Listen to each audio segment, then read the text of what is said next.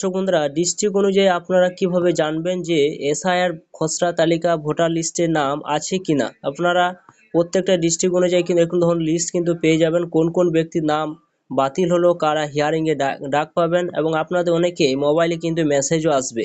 তো 16 ডিসেম্বর আপনাদের কিন্তু সেই ভোটার তালিকা কিন্তু প্রকাশিত হবে, প্রত্যেকটা ডিস্ট্রিক্ট অনুযায়ী কিন্তু আপনারা পেয়ে যাবেন। তার আগে কিন্তু কিছু কিছু ডিস্ট্রিক্ট কিন্তু আবার দিয়ে দেওয়া হয়েছে।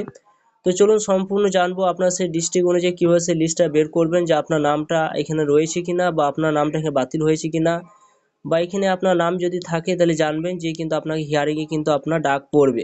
তো চলুন সম্পূর্ণ জেনে নেবো ভিডিওর মাধ্যমে। আপনারা অবশ্যই ভিডিও সম্পূর্ণ দেখবেন। চ্যানেল নতুন থাকলে চ্যানেলটা অবশ্যই আপনারা সাবস্ক্রাইব করে রাখবেন।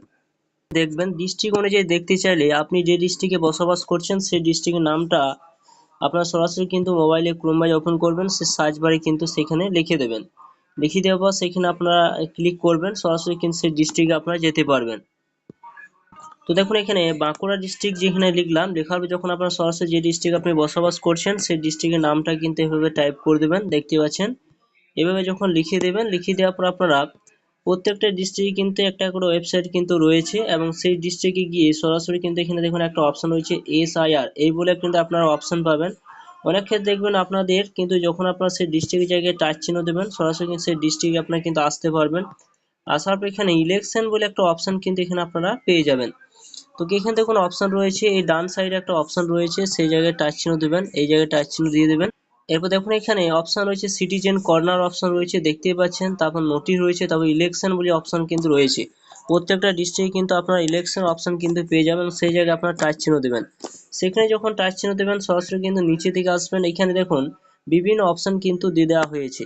আপনি যে ডিস্ট্রিক্টে বসবাস করছেন সেই ডিস্ট্রিক্টে কিন্তু এরকম অপশন কিন্তু আপনারা পেয়ে যাবেন। দেখুন একটা অপশন রয়েছে, দেখুন যে আপনার অ্যাপ্লিকেশন যে আপনি জমা দিয়েছেন অ্যাপ্লিকেশন স্ট্যাটাস কিন্তু আপনি জানতে পারবেন সেটি আপনার কি রিজেক্ট হয়ে গেল না আপনার সাকসেস হয়েছে কিনা। এবং চেক ইউর ভোটার লিস্টের নাম কিন্তু আপনারা দেখতে পাবেন, এখানে দেখতে পাচ্ছেন অপশন কিন্তু দিয়ে দেওয়া হয়েছে। এই জায়গায় যদি টাচ চিহ্ন দেন তো সরাসরি কিন্তু আপনি চেক করতে পারবেন যে আপনার ভোটার আপনার লিস্টে নাম চাপলো কিনা। তো এইভাবে কিন্তু সরাসরি কিন্তু আপনারা দেখে নিতে পারবেন যে আপনার সেই লিস্টে নাম চাপলো কিনা। এছাড়া আপনি যে লিস্টটা সেই লিস্টে এখানে সরাসরি কিন্তু এখানে আসার পর এখানে নিচের দিকে কিন্তু তখন বিভিন্ন অপশন কিন্তু এখানে রয়েছে, এবং এখানে আপনার স্যার লিস্টটা কিন্তু পেয়ে যাবেন যে এখানে কোন কোন ব্যক্তির নাম এখানে বাতিল গিয়েছে এবং কাদের নাম এখানে রইলো।